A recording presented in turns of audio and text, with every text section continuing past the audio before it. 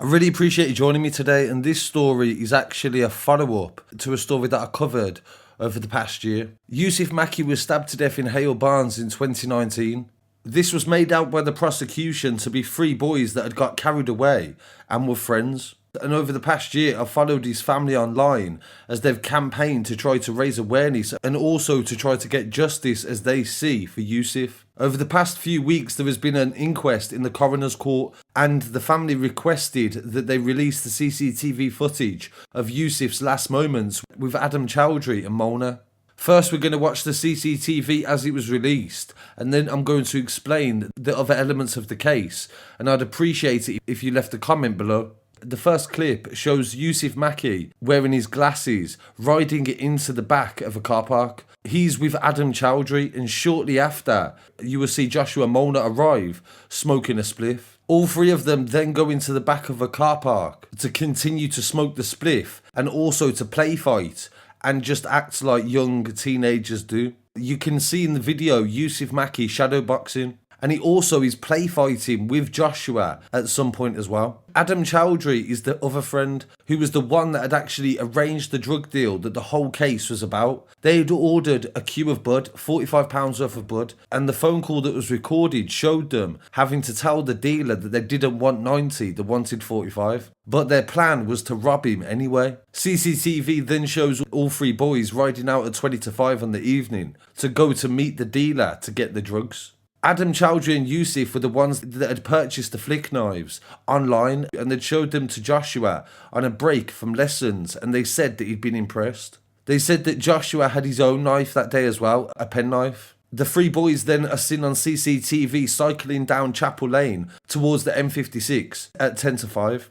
Adam Chowdhary is then seen coming back on the same camera, but in the opposite direction at 5:02. He's seen looking over his shoulder out of view of camera, and Joshua Molnar at that point had been beaten up and had his bike thrown over a hedge by associates of a drug dealer. Joshua Molnar was walking back up towards Chapel Lane with two other figures at 5:05, but he is without his £2,000 carbon fibre bike, and seconds later they are followed by Yousef. So this is after the drug deal has gone wrong and the two boys are heading up in the same direction, and Yousef at this point had agreed to help Joshua to find his bike. CCTV then shows Adam Chowdhary arriving at his home in the Carwood area at 5:30. This is a prime example of the wealth that these kids had.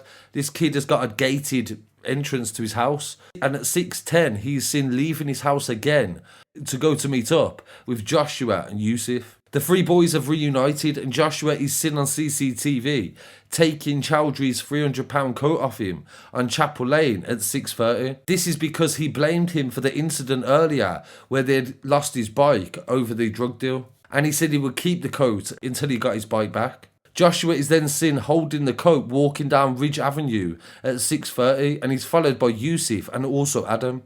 Joshua Molnar is then seen on Gorsebank Road at 6:30, followed by Adam Chowdhary, and a little later on, Yousef Makki also breaks into a run. This is the last time that Yousef was seen on CCTV at 6:34 p.m. The fatal stabbing occurred off camera at 6:36 p.m. A few seconds after the stabbing, Joshua Molnar is seen walking up Gorsebank Road around 96 seconds later. A security guard called Michael Bowman became aware of some kind of incident, and he headed to the scene in his car. Yousef had been stabbed in the heart, and despite attempts to save him, he later died in hospital. Yousef's family say that he was a peacemaker, and when he was following these two boys down into the street, it was because he was trying to stop Joshua from hurting Adam, because he was the one that had set up the drug deal that had gone wrong. Yousef was 17, and he was a bursary student at Manchester Grammar School, and he was really smart, and this is how he got the bursary into the school. Joshua Molnar, on the other hand, had failed at many different schools,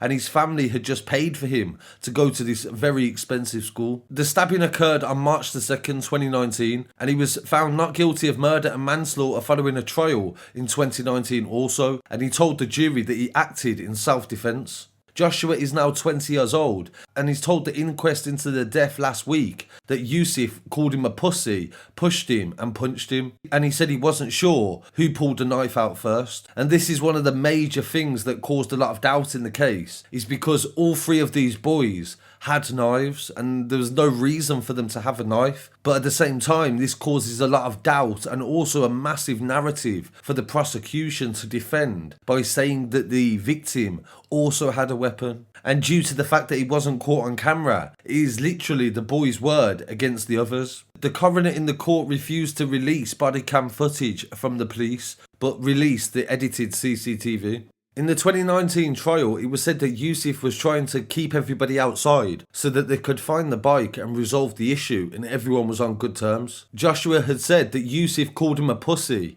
because he said that he wanted to go home, and he said that I got annoyed with this because I was the only person that had got a beating, whilst one of my friends ran off and the other one just watched.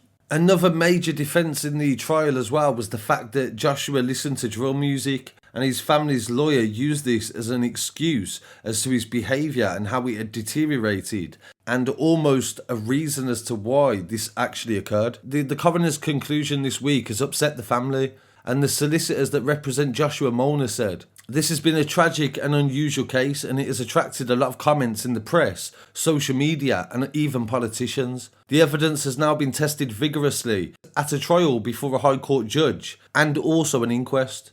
The coroner's decision today is consistent with the evidence and the verdict of the jury. After all the different possibilities were considered, they recorded a narrative verdict that Yousef died from complications from a stab wound, but the precise circumstances cannot be balanced on probability and ascertained. So sadly, the family don't get the conclusion that they wanted in relation to the coroner's inquest. So this has been a really hard time for the family of Yousef. They haven't got the conclusion that they wanted. But I'm sure there's a lot of lessons that everyone can take from this, and definitely shows to not even try to mess around with knives or get them in any way, shape or form.